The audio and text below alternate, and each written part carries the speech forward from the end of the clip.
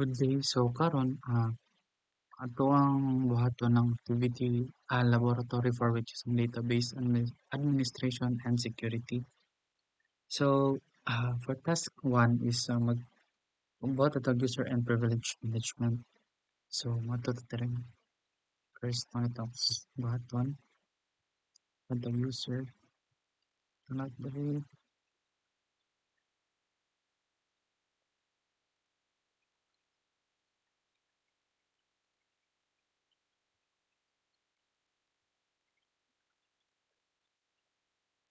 dapat strong atong password nga gamiton siya. So since kay admin user man ni siya, so dapat tanan privileges is itong check na to siya. So nakabuhat na tanong. Next is mag-create ta for to ang staff.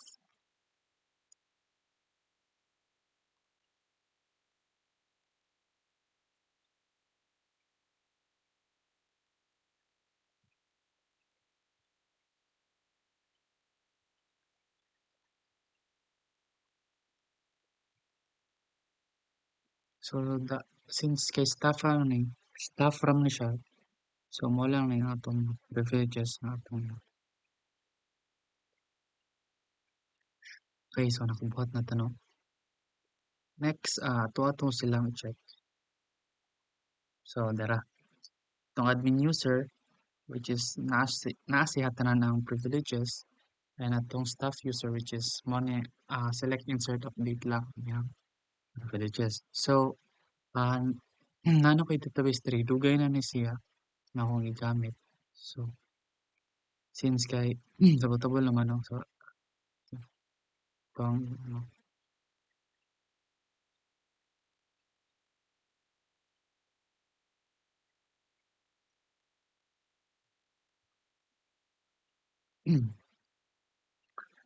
so ah try na to og delete og isa ka dali try na to delete si ins. Oh, so since kay di ko na ganyan since kay front privileges is nasa iya so pwede siya maka-delete na try Gmail yun lang. Also iyang na edit. So mo ni ang sa admin side. Next is try na to sa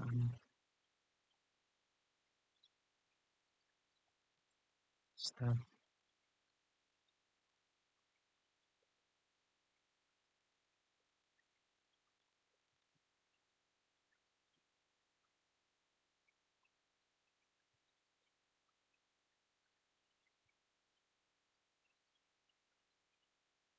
So try na to delete ang atuang sa kini siya sa staff nga ano ni siya. Oh, so dili siya maka-delete kay nga naman.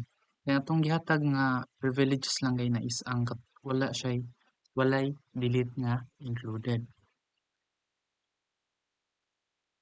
So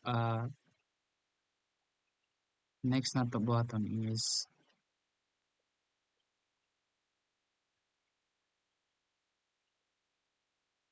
so unsa man ang mga so unsa atong mga panggamit ani nga mga database security o mga integrity. So mo na itong mga gipanggamit mo. Kini the primary keys ensures each record is unique. So foreign keys enforce valid relationships and not null constraints prevent critical missing data and unique constraints prevent duplicates values. So kini sila asa man ni sila makita no. So adto na ta diri. So dara.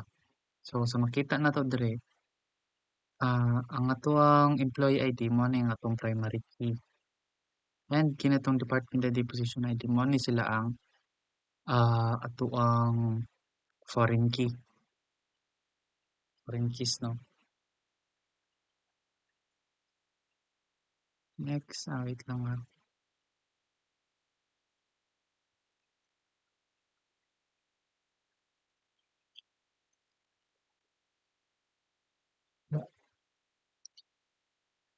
And uh, unsa nga mga security practices ang atuang gamitan ni pod? Mao ni first is the principle of least privilege. So user receive only the information they need and ginalimit niya ang mga damage if an account is misused or compromised. Katuning sa size sa staff users like for example ma-hack siya or something. Um, kay ang privileges man natong gamit is limited lang man. So dili siya basta-basta kuha na to ang database. Next is the strong password policies. So passwords should be long and complex. So protection prevents unauthorized access and brute force attacks. So kinahanglan jud na to ang passwords. Password should be long and complex kay para ma-prevent ato mga unauthorized access kay wala sila kabalo sa tuwang mga password. Next is SQL injections awareness. So application must use prepared statements. So stop attackers from injecting malicious SQL commands. So next is mag ano ta og try na to mag ano ni the backup and recovery management. So kaya to export sa export. Wait lang, log out sa data.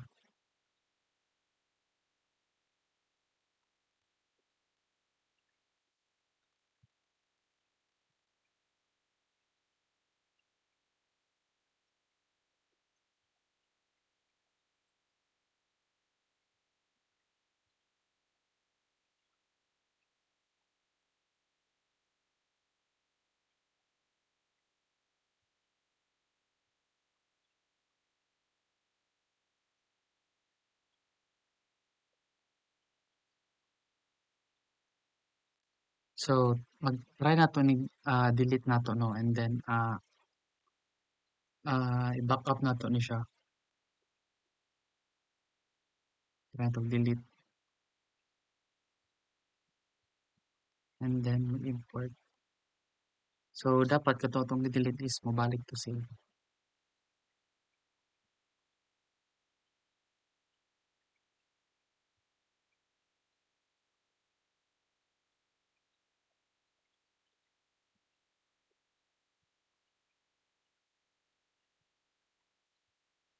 Oh, so tara, kita na to. Nibalik siya no.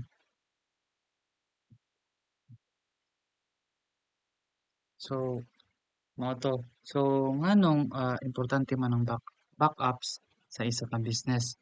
So, let's just say natay senaryo nga for example, atong database is na compromise or na nahitabo something o nahilabtan na tong database. So, since kailangan tayo backup, dili na bisan pag na corrupt na siya or na unsa na tong database dira is pwede na to gamiton ng backup as katong backup nga mabalik to ang dati na to nga database. So, kana lang.